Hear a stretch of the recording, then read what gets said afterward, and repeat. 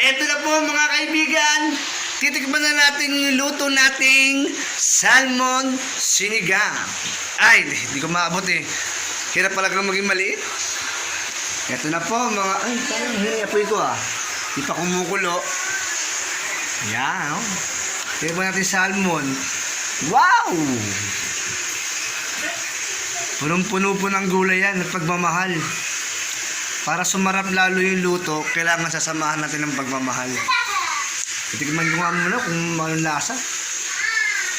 Kung masarap to eh. Medyo maasim. Asim kilig. Tatakpan muna natin dahil ipaluto. Yes! Magbabalik na naman po ang aking JB Vlogs Vloggers. At ito po ang aking pamilya na naghihintay sa aking niluluto. Tagal naman.